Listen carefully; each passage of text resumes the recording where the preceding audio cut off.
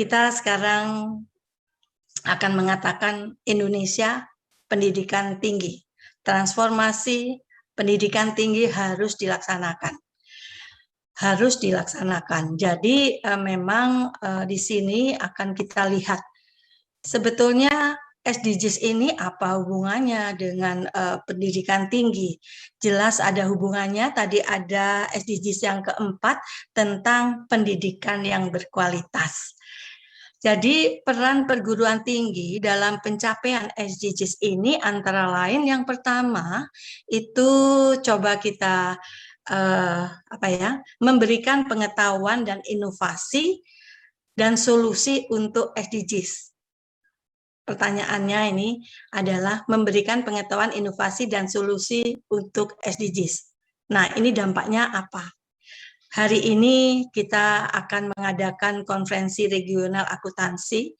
Poinnya selain diskusi tentang keilmuan, juga berdiskusi tentang hasil penelitian. Hasil penelitian kalau dihubungkan dengan SDGs, sekarang dari kebijakan dari pemerintah, Kemendikbud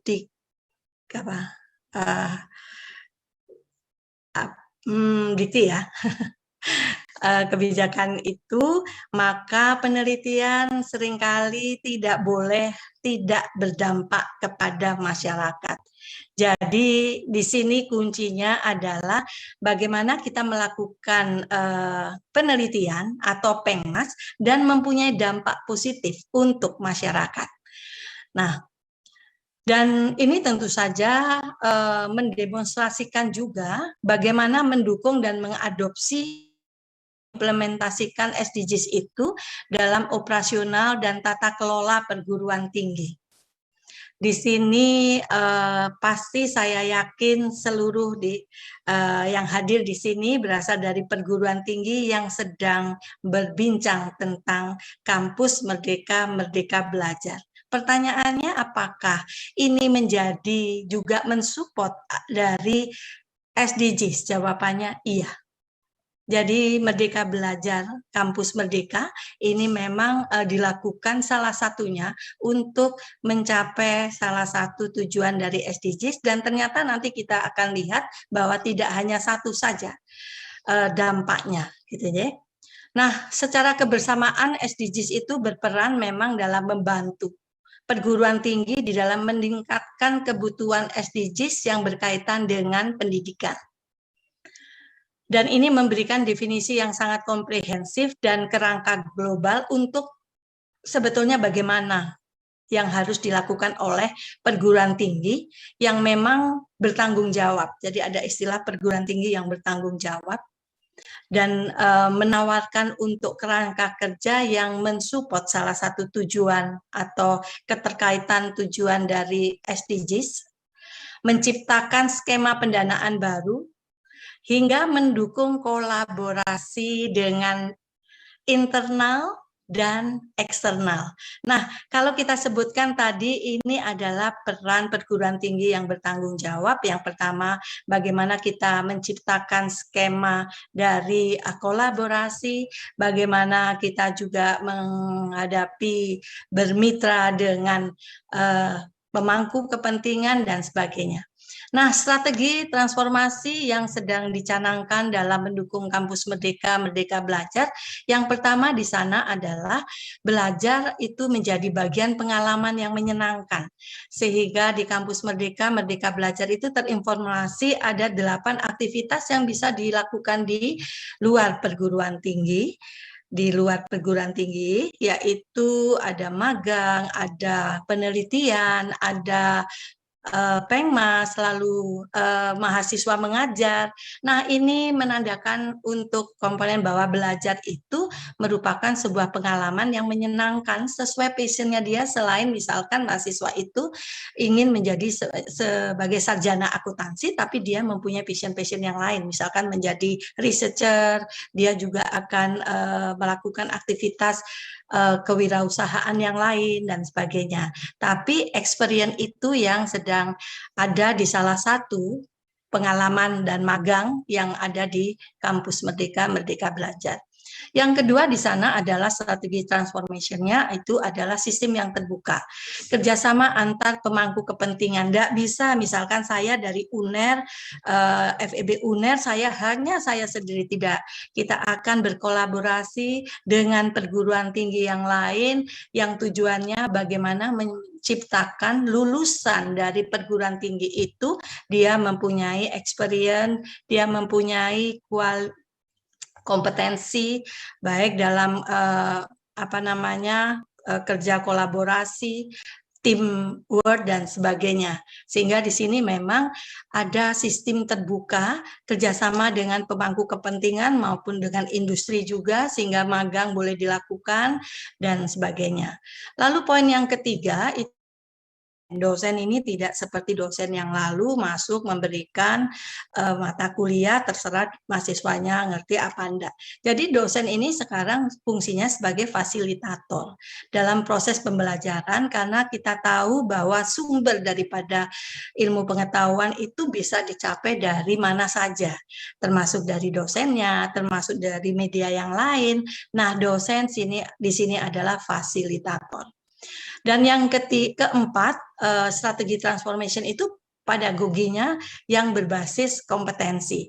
Oleh sebab itu, kami di Ikatan Akuntan Indonesia yang kebetulan ada kompartemen pendidik, beberapa waktu yang lalu seringkali perguruan tinggi mengadakan redesign kurikulum.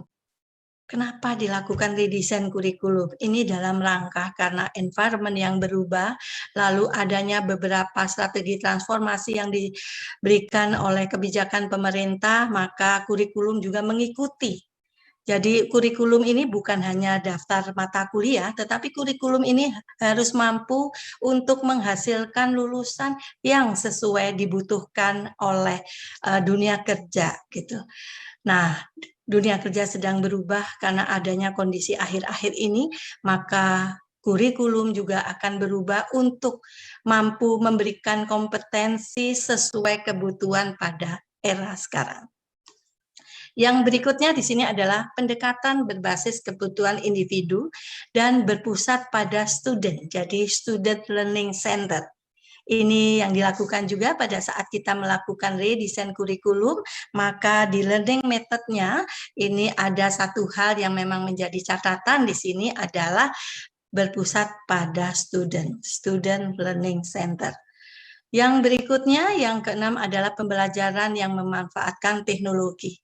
Bapak Ibu sekalian yang hadir sekarang, kita sedang menikmati perubahan teknologi informasi dan sekarang kita sedang mengadakan conference. Dari tadi pesertanya hampir sekitar 1.000, hampir mendekati 1.000 pada tempat-tempat yang berbeda, tapi dengan teknologi informasi kita bisa melaksanakan aktivitas KRA yang ke-8 ini dengan efektif gitu ya.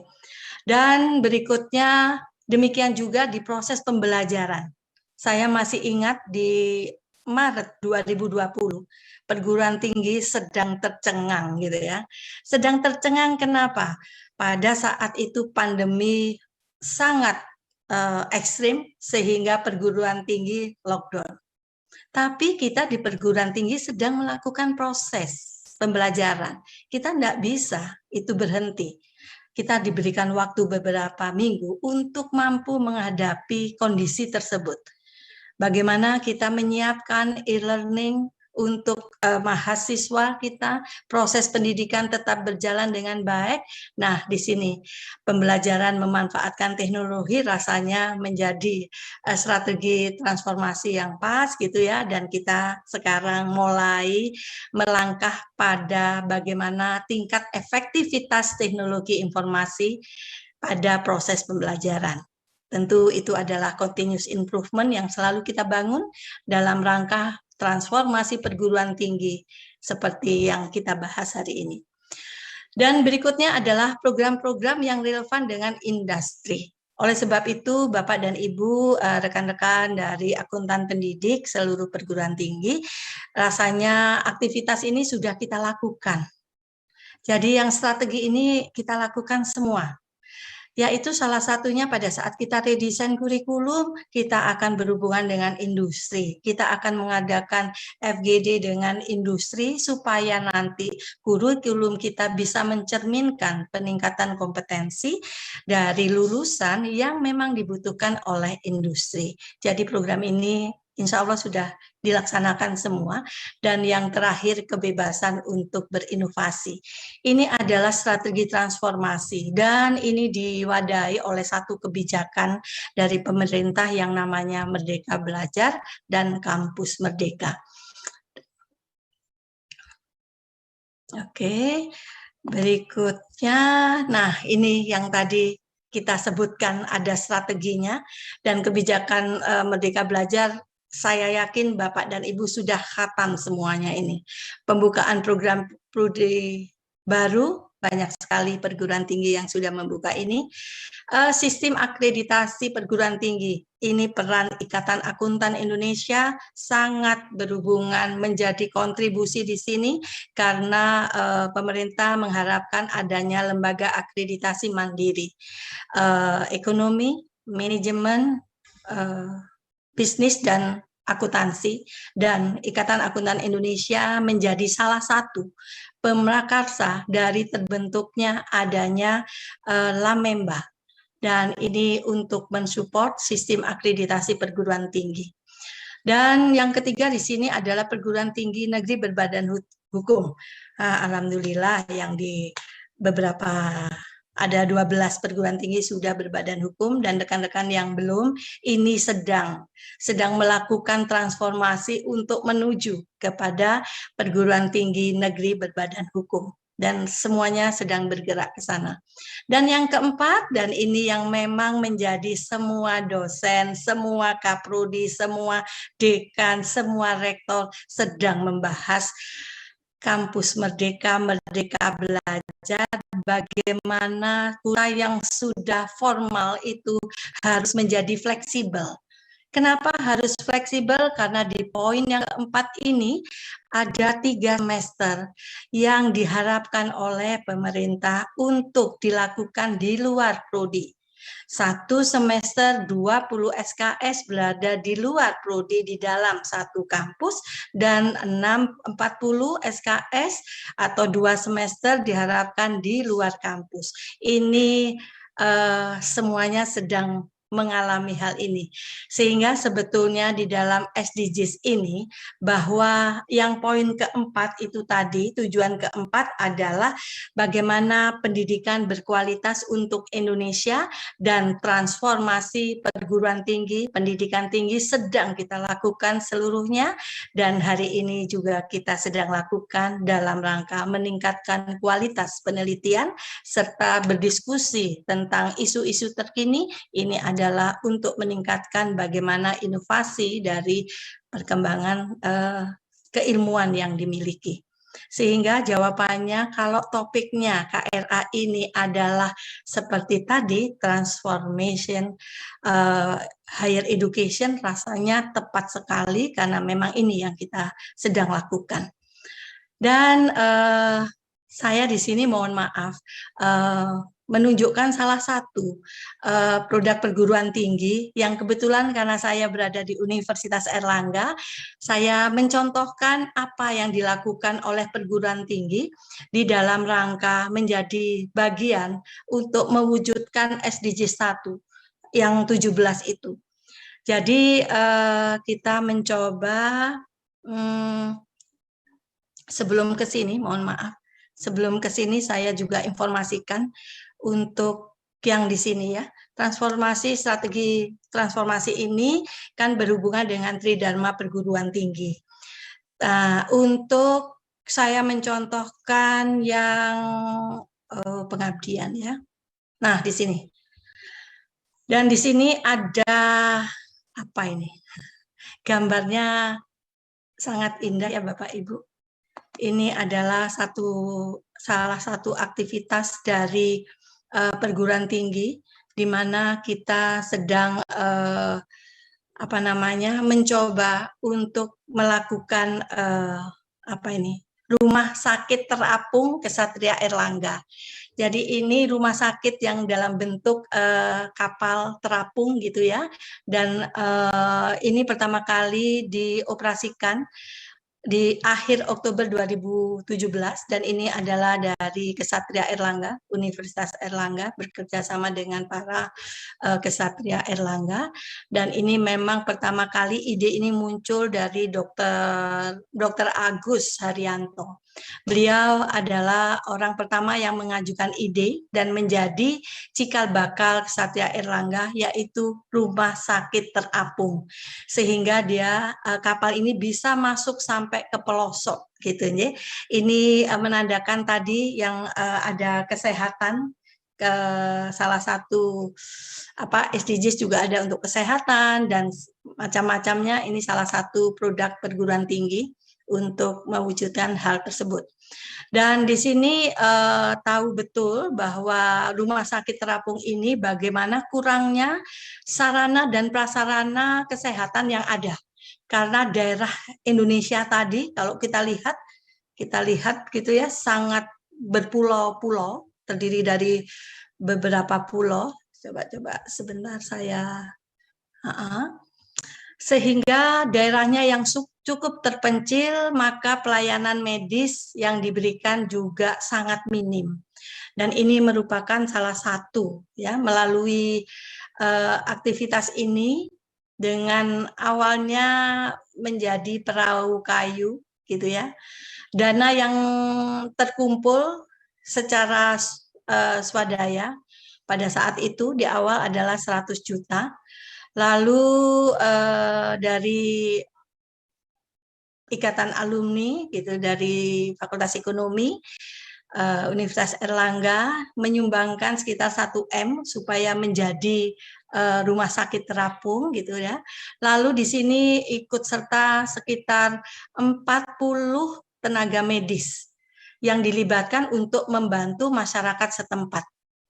Dan keahliannya termasuk di sini ada ahli bedah, ada pediatri, ada penyakit dalam, ada kebidanan, ada oftalmologi, ya, lalu ada ahli anestesi dan sebagainya. Dan gerakan medis ini sudah membantu sampai saat ini, sampai bulan yang lalu, itu 4.000 pasien dan 500 diantaranya itu harus operasi di dalam kapal ini.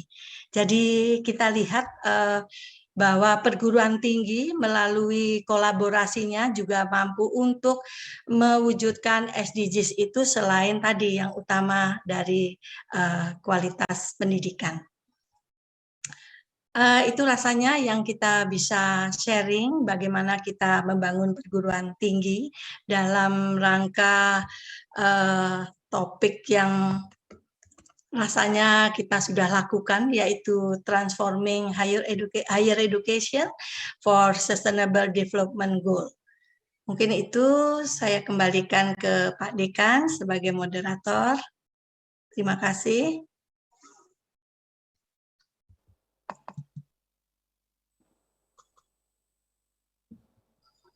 Ya, terima kasih Bu Profesor Dian.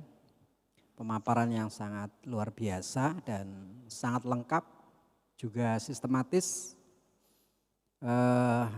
Beliau menyampaikan mulai dari SDGs ketika awal ditetapkan oleh kesepakatan negara-negara itu, kemudian menguraikannya, mengerucut kepada Indonesia yang menempati ranking ke-97 dari 165 negara dengan nilai 66,3, dan ini berarti naik.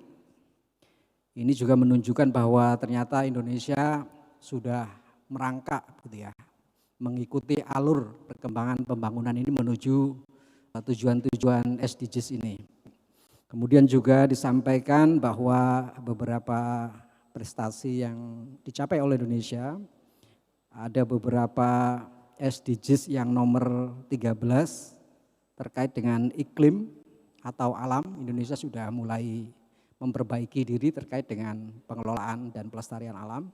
Kemudian juga SDGs nomor 4 itu terkait dengan pendidikan. Itu juga artinya bahwa Indonesia sudah mulai maju pendidikannya, dan ini yang menjadi konsentrasi kita di dalam diskusi ini ya. Tetapi juga tentu saja ada beberapa yang perlu dibenahi di Indonesia terkait dengan SDGs ini. Yang pertama adalah nomor 9 terkait dengan infrastruktur, kemudian SDGs nomor 10 terkait dengan dunia kesehatan, dan nomor 15, nomor 17.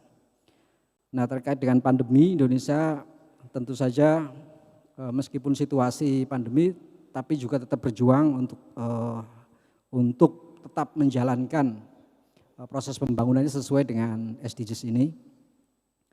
Nah, kemudian masuk ke dunia pendidikan, Bu Profesor Dian juga sudah menyampaikan panjang lebar terkait dengan transformasi pendidikan tinggi menuju tujuan-tujuan pembangunan yang berkelanjutan. Sebagaimana kita tahu bahwa pendidikan tinggi kita ini mengarah pada kampus merdeka dan merdeka belajar. Nah, terkait dengan itu tentu saja kampus sebagai sebuah lembaga pendidikan maka harus mengorientasikan tridharma perguruan tingginya pada 3 hal. Yang pertama adalah pendidikan harus mampu menghasilkan sumber daya manusia yang berpeluang menjadi pemimpin di berbagai peran sosial, dan tentu saja terkait dengan kurikulum, model pembelajaran, dan penyesuaian update model pembelajaran berdasarkan era 4.0 ini juga menjadi kewajiban untuk dilaksanakan. Kemudian juga perguruan tinggi harus mampu memproduksi ilmu pengetahuan dan teknologi yang dapat membantu persoalan kehidupan, dan ini juga harus diarahkan pada tujuan-tujuan pembangunan berkelanjutan. Dan yang lebih penting adalah bagaimana kemudian perguruan tinggi melalui fungsi pengabdiannya itu bisa mengajak masyarakat untuk mengembangkan potensi-potensi yang dimilikinya untuk menuju pada SDGs ini. Saya kira itu yang tadi disampaikan oleh Bu Profesor Dian dan sangat lengkap saya kira. Dan nanti terkait dengan materi nanti bisa di-share di link Zoom.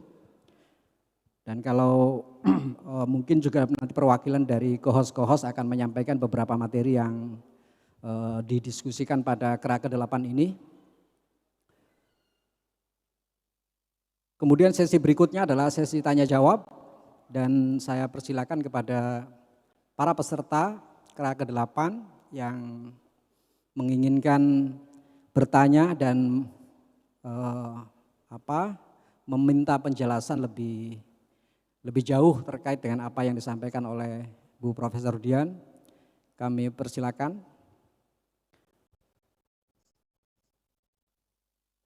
Ini peserta ini masih bertahan di angka 600 sampai 700 ya, luar biasa, dan terdiri dari beberapa peserta yang datang dari berbagai pelosok tanah air. Kami persilakan para peserta, mungkin ada yang mau ditanyakan. Bisa lewat raise hand atau bisa juga lewat chat ya. Ada di sana Bu Haryati. Silakan Ibu, langsung saja.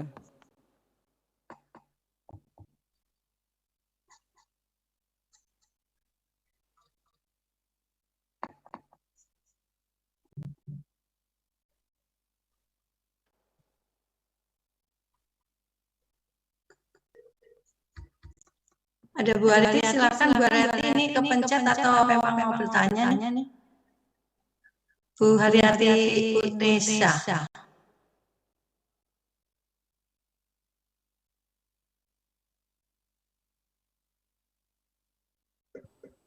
Masih mute Bu. Bu Haryati masih mute. Ya, baik, terima kasih. Sudah dibuka mute-nya. Yang saya hormati Prof. Dian, Mas Dian, saya sangat tertarik sekali tadi apa yang disampaikan oleh Prof. Dian terkait dengan strategi transformasi budaya. Strategi transformasi yang nanti akan diimplementasikan di sistem pembelajaran kita saat ini di MBKM. Namun demikian, itu sangat bagus sekali. Kemudian mohon kami diberi penjelasan apakah dengan implementasi strategi itu memungkinkan ada hambatan atau mungkin ada kendala gitu Bu Dian. Itu yang pertama. Kemudian yang kedua, kita tahu bahwa bisnis di negara kita itu banyak sekali yang SME gitu ya, yang UMKM. Apakah strategi transformasi itu nanti tadi ada 8 hal ya Bu Dian ya? Itu apakah bisa ya diimplementasikan di entitas gitu, di dunia bisnis gitu? Itu Bu Dian, pertanyaan kami ada 2, matur nuwun. Ya, ya. Baik. Lancar atau bagaimana Pak Andika? Monggo langsung saja Bu Prof, silakan. Ya. Terima kasih Prof. Haryati. Jadi yang saya masukkan di sini strategi transformasi itu untuk higher education itu berhubungan dengan sebetulnya melekat pada implementasi kampus Merdeka Belajar. Lalu kendalanya tentu saja kendalanya mungkin yang pertama efektivitas untuk proses pembelajaran dengan e-learning. Itu kita masih harus terus tingkatkan. Karena tentu saja pada saat offline dan online itu akan berbeda. Lalu yang kedua di sini yang saya melihat adanya adanya kendala-kendala, dan kendala-kendala ini pasti akan teratasi apabila perguruan tinggi itu segera mencoba untuk menyusun bagaimana konversi. Menyusun konversi andai kata memang di sini dengan sistem terbuka, lalu kampus Merdeka di sana konversinya bisa dilakukan. Dan hambatannya ini adalah harus tetap dipegang bahwa masih sesuai dengan profil lulusan gitu ya. Jadi misalkan banyak sekali aktivitas MBKM yang dilakukan oleh kebijakan pemerintah di sana. Nah, sekarang di perguruan tinggi yang akan melakukan sistem konversi, mungkin itu hambatan yang kedua yang memang harus segera kita tindak lanjuti. Kita akan formulasikan bagaimana panduan atau dari konversi tersebut. Dan yang ketiga di sini adalah karena di sini terbuka antara berkolaborasi dengan dunia industri. Tentu saja ini tantangannya untuk memperbanyak hubungan kolaborasi yang efektif. Artinya efektif itu misalkan ada program magang, rasanya magang mahasiswa harus sesuai dengan keilmuan atau terstruktur ya rasanya. Jadi tidak ada magang cuman bagian menerima telepon, rasanya tidak. Nah, itu kan harus juga didesain untuk magang yang terstruktur. Dan tentu saja banyak hal karena di sini adalah kebebasan untuk berinovasi. Bagaimana perguruan tinggi harus mampu untuk memberikan sarana dan prasarana untuk mahasiswa kita berinovasi. Dan rasanya tantangan-tantangan itu, tapi sebagaimana kita lakukan bahwa indikator kinerja utama kita sudah ditetapkan, dan tantangan itu menjadi bagaimana upaya kita untuk segera melakukan aktivitas yang bisa mengatasi kendala. Lalu pertanyaan yang kedua di sini, memang ini terkhususkan untuk higher education. Lalu bagaimana bisnis dengan UMKM? Saya menceritakan saja.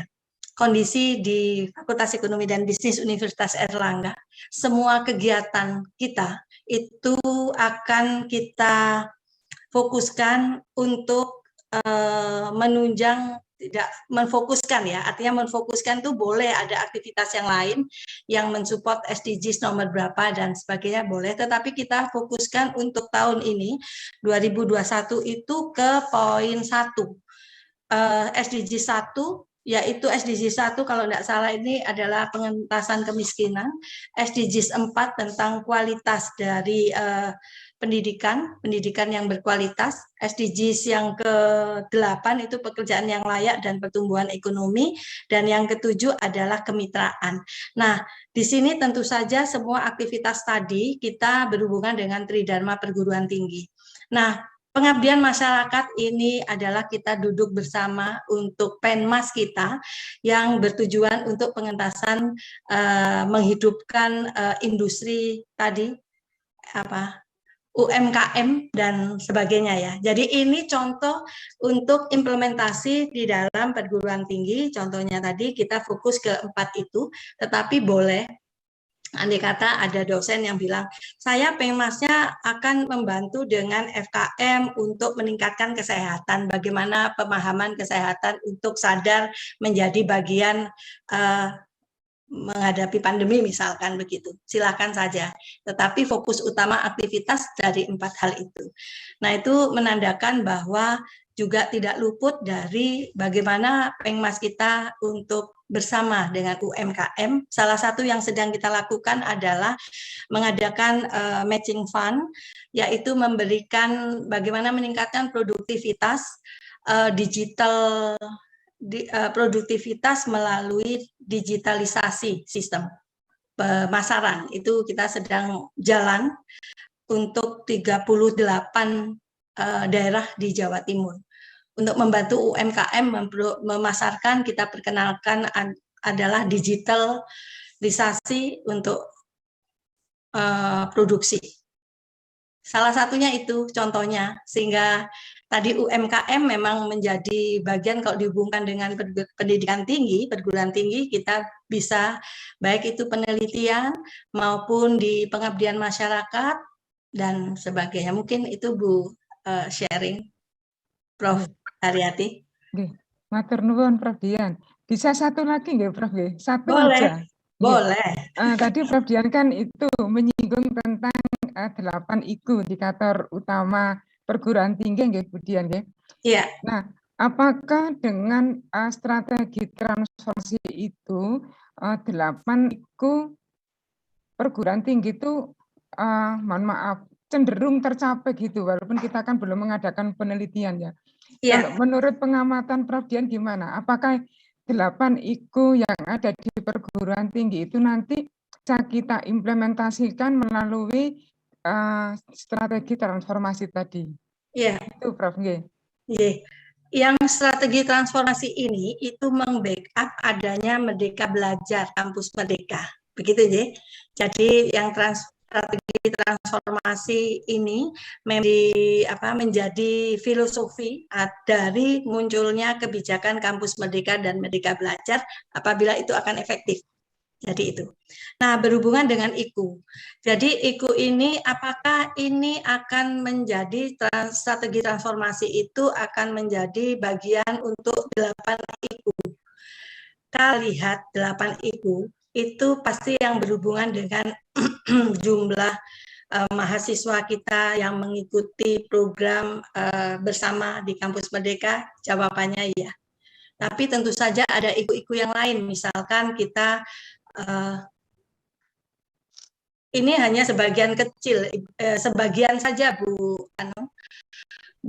Prof. Haryati, sebagian yang lain pasti kita akan lakukan. Misalkan kalau saya contohkan di kami, kita melakukan misalkan meningkatkan kompetensi dengan magang itu, tetapi kita magangnya sebagai outbound di perguruan tinggi, mengikutkan mahasiswa di ISMA dan sebagainya, itu kan nanti menjadi salah satu indikatornya dari IKU.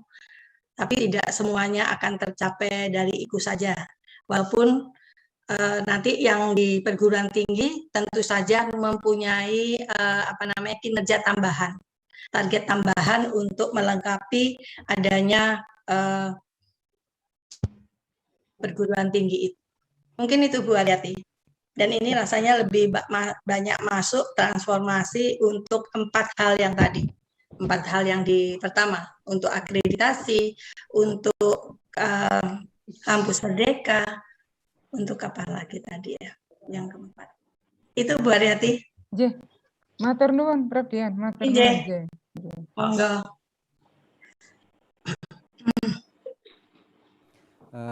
Menjadi ini suasana diskusinya semakin siang semakin panas ya, semakin hidup. Ini saya lihat beberapa pertanyaan dari chat Zoom ini juga sangat banyak sekali. Namun sayang ini kita dibatasi oleh waktu. Kita ada lagi panel seminar setelah ini, fokus pada transformasi dunia industri dalam mewujudkan tujuan pembangunan berkelanjutan. Oleh karena itu pada sesi pertama sekarang ini kita akhiri ya. Mohon maaf bagi para penanya yang sudah menulis di Zoom ini belum bisa dijawab melalui online sekarang ini, tapi mudah-mudahan nanti bisa dijawab oleh Bu Profesor Dian melalui media yang lain ya. Saya kira itu saja panel seminar yang pertama. Saya atas nama moderator mohon maaf jika ada kekurangan. Wallahul muwaffiq ila aqwamit thoriq. Wassalamualaikum warahmatullahi wabarakatuh. Baik, terima kasih kepada Bapak Dekan Fakultas Ekonomi dan Bisnis Islam UIN Sayyid Adli Rahmatullah Tulungagung dan hadirin pemirsa yang berbahagia.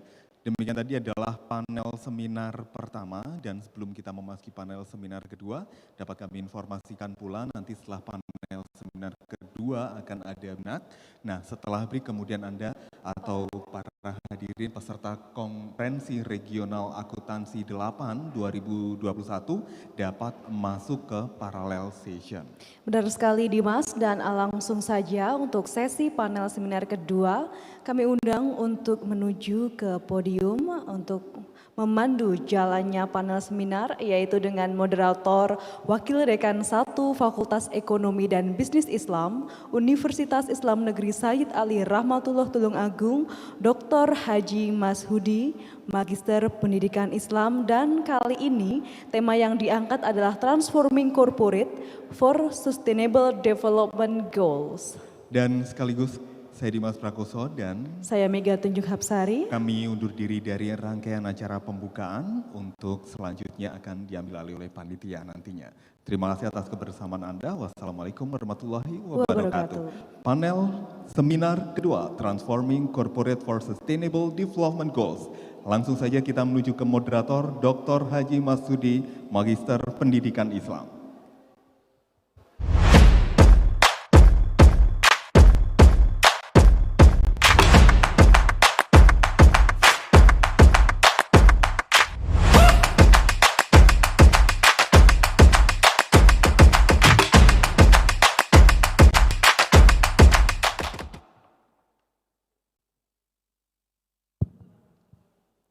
Terima kasih.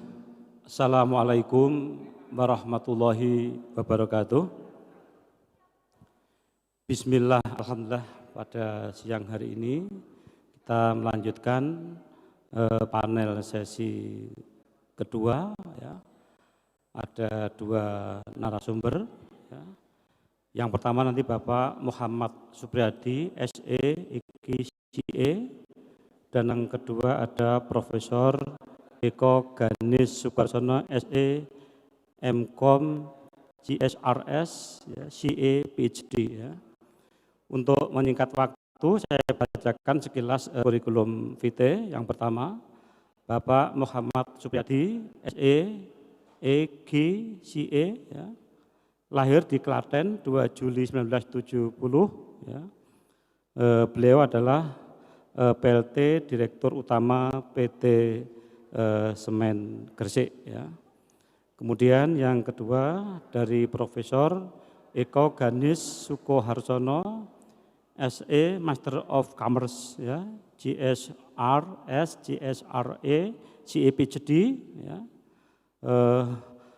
Beliau adalah riwayat Education and Courses, ya, Doctor of Philosophy in Accounting, ya, 1995 dari University of Wollongong, Australia, ya. Kemudian membershipnya cukup banyak sekali. Kemudian untuk current position, ya, beliau adalah Professor of Sustainability Accounting, University of Brawijaya, ya, dan juga Presiden Institute of Certified Sustainability Practitioners, ICSP, ya, dan Executive and Board Member Independent Commissioner Board of PT Maven Indonesia, ya, University of Brawijaya, Indonesian Institute of Accountant Compartment for Academician, ya, Malang, ya, dan Head Board of Editors International Journal of Accounting and Business Society, ya, dan juga di bidang riset ada cukup banyak di Google Scholar, ya, dan juga ada di Sinta dan juga di Scopus. Oke, untuk menyingkat waktu, ya, tentang tema kita siang hari ini, Transforming Corporate for Sustainable Development Goals, ya. Tadi sudah banyak disinggung dari awal bahwa ini merupakan kelanjutan dari Millennium Development Goals, ya, sudah dilanjutkan oleh SDGs, ya. Di antara tadi sudah disebutkan beberapa tujuan, ada 17 tujuan dan bahkan diterjemahkan ada SDGs desa, ya, di tempat kita ada 18 tujuan, ya, yang berawal dari kesepakatan anggota PB 193 negara, ya, yang tadi sudah disebutkan di antaranya adalah pengentasan kemiskinan, ya, kemudian di bidang pendidikan, ya, kesehatan, ya, kemudian juga ada perubahan iklim dan sebagainya. Oke, untuk menyingkat waktu, karena ketersediaan waktu ini saya serahkan punya ke Bapak narasumber pertama, Bapak Muhammad Subradi SE, EGCE, ya. Karena waktu terbatas, ya, kami silakan not more than 15 minutes. Oke, kepada yang terhormat Bapak Muhammad Subradi, kami persilahkan.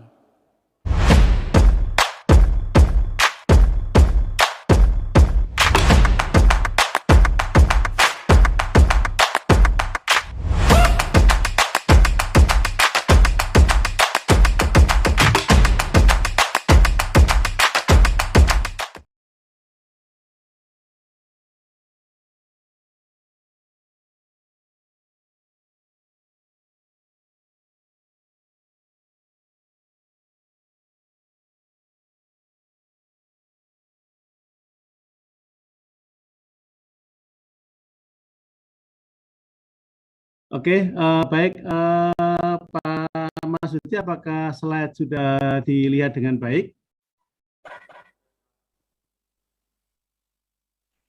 Atau ada kawan-kawan yang sudah?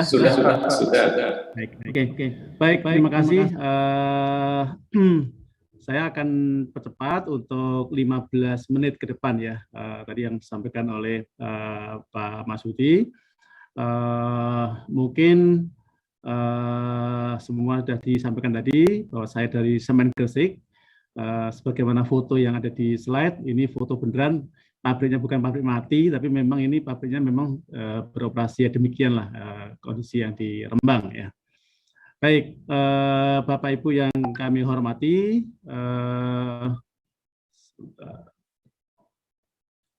oke. Ada company profile, nanti kalau ada sisa waktu mohon izin nanti disampaikan di akhir saja. Tapi paling enggak sekilas tentang Semen Gresik, ya.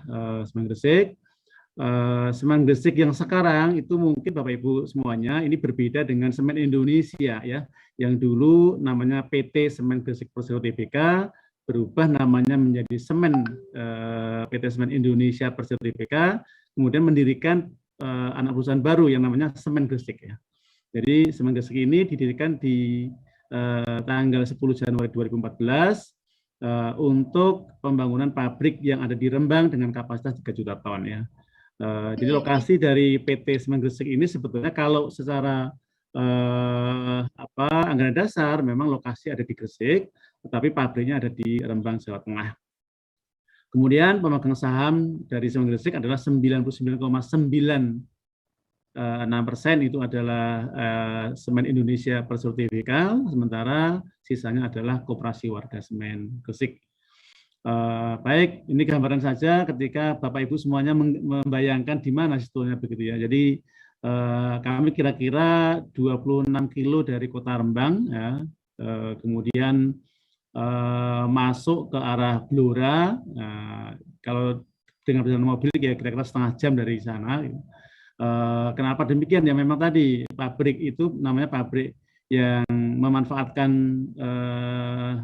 sumber daya alam ya, akan menjauh dari dari komunitas perkotaan, mendekat pada bahan baku gitu ya.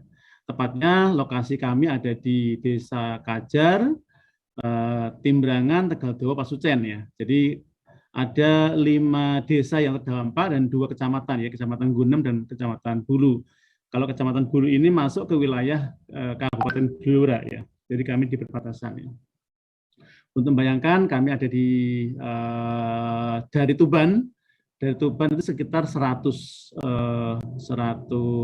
kilo ya dari sana ya, 2 jam. Kalau dari Surabaya ya kira-kira totalnya 5 jam lah gitu sih. Nah, kalau dari Tulungagung mungkin sekitar 4 jam gitu sih. Oke, saya cepat saja bagi kawan-kawan Bapak Ibu semuanya yang mungkin asing dengan produk semen. Ini gambaran saja mengenai proses. Nanti kenapa saya sampaikan ini, nanti ada hal-hal yang menarik terkait dengan tema utama kita ya, mengenai SDGs ya gitu ya. Nah, proses dari semen ini simpel sebetulnya ya. Simpel, ada cuma 4 line saja, 4 tahap saja. Yang pertama ini ada penambangan ya. Penambangan karena bahan utama dari semen itu ya utamanya 2 ya, ada batu gamping dan tanah liat, batu kapur lah ya samanya. Nah kemudian di situ ada persiapan bahan baku, kemudian dipanasin hingga 1400 derajat ya. Nah kalau dipanasin berarti apa butuhnya? Butuhnya adalah energi, ada batu bara sebagai bahan baku utama, kemudian ada listrik, ada solar dan AFR ya. Alternative fuel dan raw material ya. Jadi di situ juga diperlukan sehingga nanti kegiatan kami terkait dengan SDGs menjadi tanda kutip semacam mandatory gitu sih ya. Nah, begitu dibakar dalam 1400 derajat, kemudian dikulingkan ya. Jadi didinginkan tiba-tiba sehingga di situ sudah ngomong produk ya, produknya namanya klinker ya. Klinker itu adalah bahan setengah jadi dari semen gitu sih. Nah kemudian ada proses penggilingan dengan campuran material ketiga istilah kami, yaitu gypsum dan material lainnya, sehingga menjadi semen ya. Semen ini baik itu kalau semen curah atau semen bulk istilah kami, itu sudah bisa dijual dalam bentuk truk-truk yang mungkin Bapak Ibu sudah lihat di jalan-jalan, itu adalah tipe gitu ya. Kemudian yang bag yang sebagaimana di toko-toko yang Bapak Ibu lihat logonya logo bulat lah gitu sih ya. Nah kemudian ada aktivitas distribusi dan penjualan gitu ya. Nah apa saja yang terpengaruh di situ ada energi tadi, bahan baku, listrik, solar, AFR. AFR ini kami kembangkan dalam rangka untuk menekan pemakaian bahan-bahan alam yang tidak bisa di recovery lah gitu sih ya. Nah, kami menggunakan sekam padi, kemudian tongkol jagung, kemudian kami menggunakan juga limbahnya PLN gitu ya, namanya faba, fly ash, bottom ash itu kita gunakan juga sebagai substitusi dari tanah liat ya. Sedangkan kalau tadi sekam, kemudian tongkol jagung, limbahnya bekas minyak itu dalam rangka untuk menggantikan peran dari batu bara gitu sih. Kemudian ada juga di sini ada biaya pemeliharaan, kemudian tenaga kerja nanti kita juga singgung berapa yang dibutuhkan, depresiasi, Bapak Ibu sebenarnya sudah tahu terkait dengan akuntansinya. Ada kemasan ya, kemasan itu terkait dengan kertas yang mesti kita impor dari Eropa gitu sih ya. Dan tentu lainnya itu ya tentu ada bahan bakar solar yang kita gunakan dalam rangka proses transportasi maupun promosi. Itu kira-kira Rembang itu kapasitasnya 3 juta ton. Nah, kemudian masuk pada apa yang dilakukan oleh Semen Gresik terhadap pencapaian SDGs. Gitu. Nah, ini tadi Prof. Dian sudah singgung banyak hal terkait dengan 17 tujuan dari SDGs. Tentu kami tidak akan singgung ke dalamnya. Prinsip utama bahwa kalau mengacu Undang-Undang Nomor 40 tahun 2007, mohon maaf nih, kurang ya, 2007, Pasal 74 ayat 1 bahwa perseroan yang menjalankan kegiatan usahanya di bidang dan atau berkaitan dengan sumber daya alam wajib melaksanakan tanggung jawab sosial dan lingkungan. Kami menyadari bahwa Semen Gresik tentu terkait dalam hal kegiatan usahanya adalah ada mining ya, ada kegiatan penambangan. Saya pikir apa-apa yang mesti kita lakukan dalam rangka untuk kepedulian terhadap lingkungan dalam semua hal yang inline dengan tujuan SDGs, saya pikir kita bisa lakukan itu sih.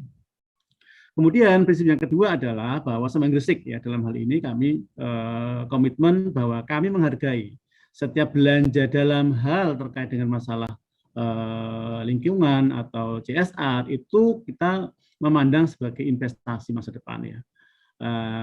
Meskipun kami pasti biaya ya, bukan investasi, bukan capex, tapi kami menyadari bahwa itu suatu investasi masa depan di mana akan bermanfaat ya, akan return-nya itu ada kepada perusahaan juga gitu sih ya. Nanti kita lihat seperti apa.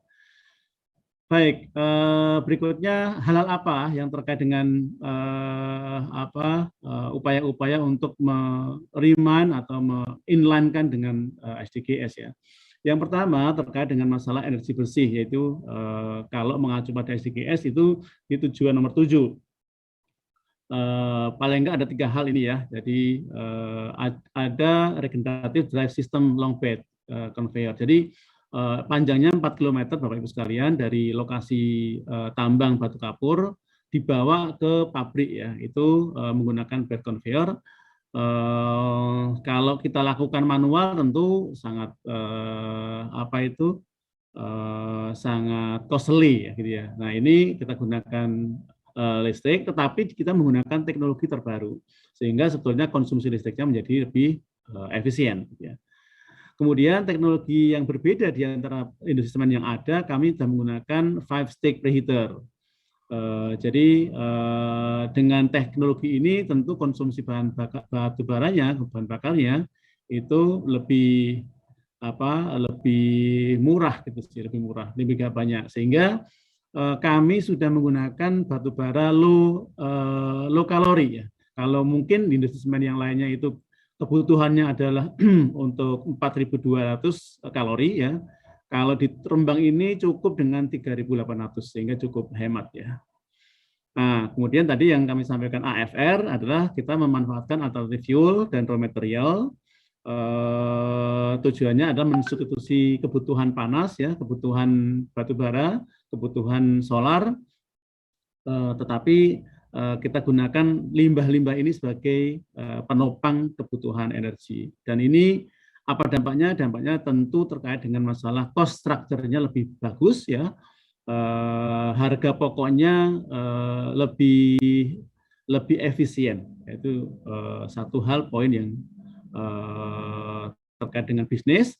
Namun demikian kalau kita kaitkan dengan SDGs itu tentu kita sangat mendukung mengenai penanganan perubahan iklim. Karena apa? Karena kebutuhan material dari alamnya kita kurangin gitu sih ya. Oke, kemudian pengakuan ya. Pengakuan kami sudah pastikan bahwa operasi kami juga menggunakan standar ISO baik itu mutu, lingkungan, energi maupun proper lingkungan juga kita dapatkan, penghargaan industri hijau juga kita dapatkan ya. Sekarang kami lagi tempuh mengenai ISO 37000 ya, mengenai anti suap ya, kami juga lakukan itu. Dan ini support terhadap tujuan dari SDGs poin 7, 9, 12, 13 dan 16 ya. Kami bisa address ke tujuan SDGs.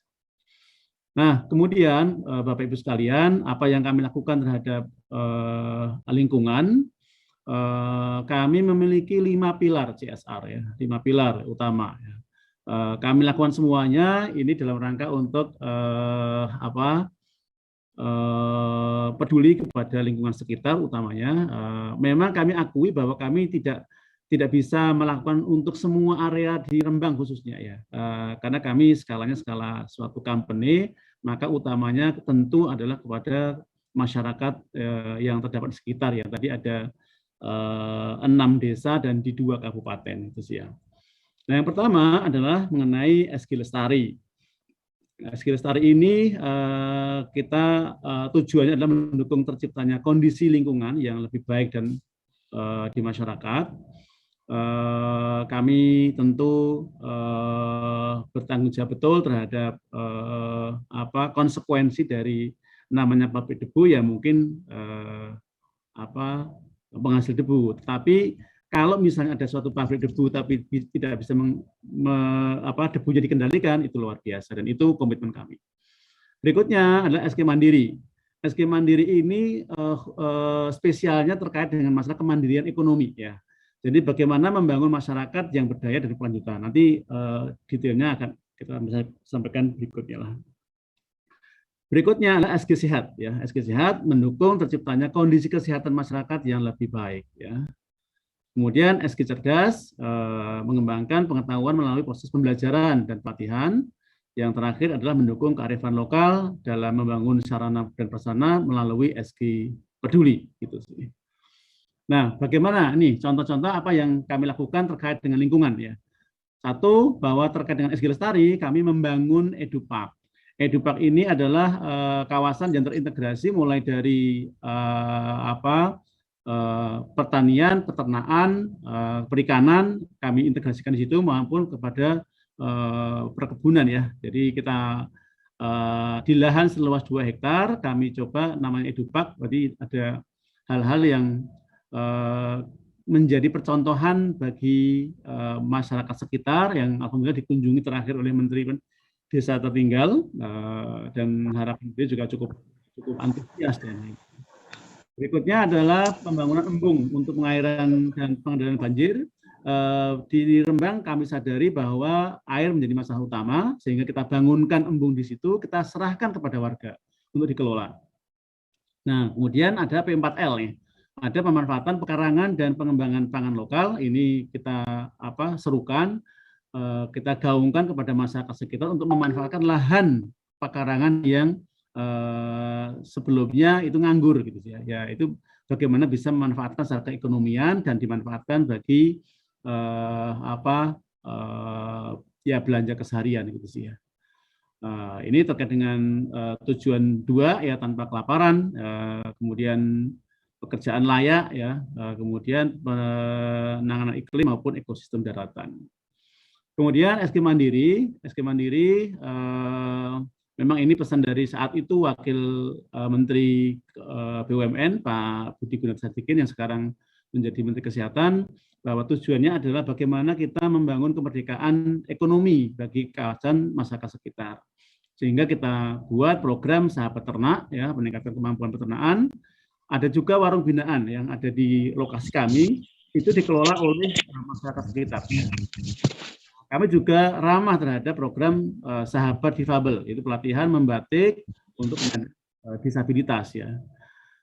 Kami juga mempekerjakan ya, Bapak Ibu sekalian, di Rembang itu ada kawan-kawan yang difabel bekerja bersama kami di kantor ya, di support ya.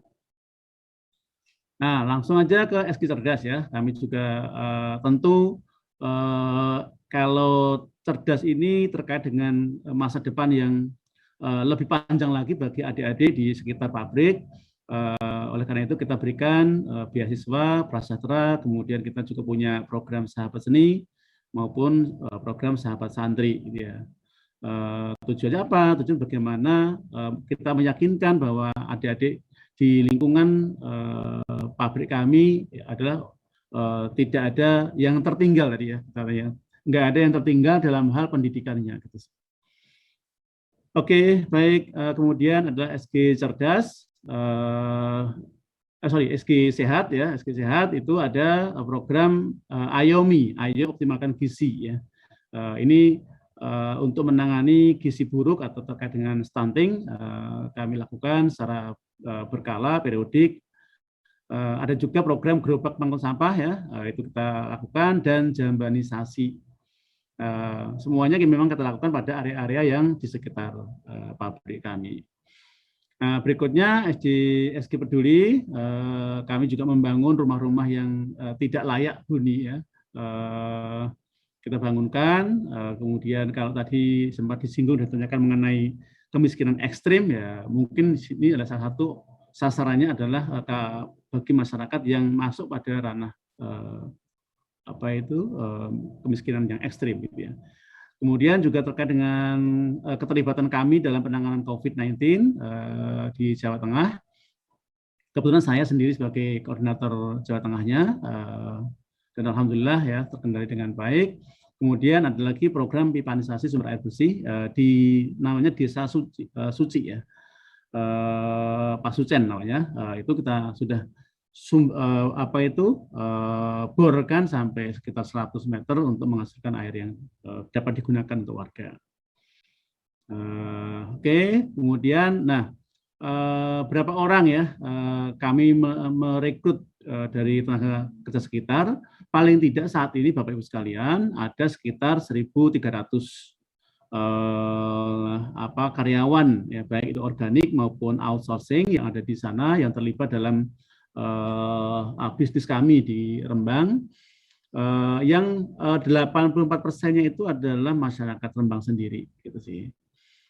Itu terkait juga masalah pengentasan kemiskinan, mengenai pekerjaan layak dan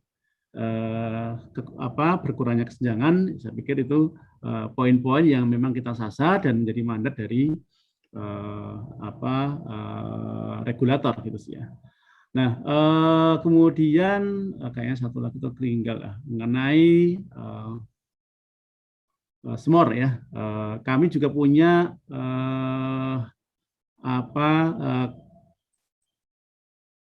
joint venture lah ya, semacam patungan antara para BUMDes ya, 6 BUMDes dengan Semanggersik ya, di mana Semanggersik memiliki 52%, sedangkan 6 BUMDes itu masing-masing memiliki 8%. Itu yang saat ini kita gaungkan dalam rangka untuk meminimasi ya risiko dari adanya konflik dengan horizontal ya dengan masyarakat sekitar. Alhamdulillah dengan adanya poin-poin yang kami lakukan di Rembang, peran dan dulu mungkin Bapak Ibu sudah tahu semuanya bahwa sering sekali ada pertentangan atau protes dari warga yang kontra, tapi alhamdulillah ya sejak saya bergabung di 2019 sampai sekarang relatif tidak ada ya, relatif tidak ada. Saya pikir ini bagian juga bagaimana kita mendekatkan pada masyarakat sekitar ya, tentang keberadaan kami dan manfaat kami bagi masyarakat semuanya. Dan alhamdulillah semua stakeholder di Rembang juga kita sangat berkomunikasi dengan baik, baik dari Pemda maupun dari desa sekitar, semuanya saling mendukung untuk operasional kami yang lebih baik ya. Saya pikir itu tadi kok nggak dirasakan ya, mungkin nanti untuk materi terkait dengan SMOR barangkali nanti di dalam materi kami sertakan juga. Demikian Pak Masudi, kalau ada waktu kami ingin sampaikan mengenai video untuk pencair suasana. Pak Masudi, apakah masih memungkinkan?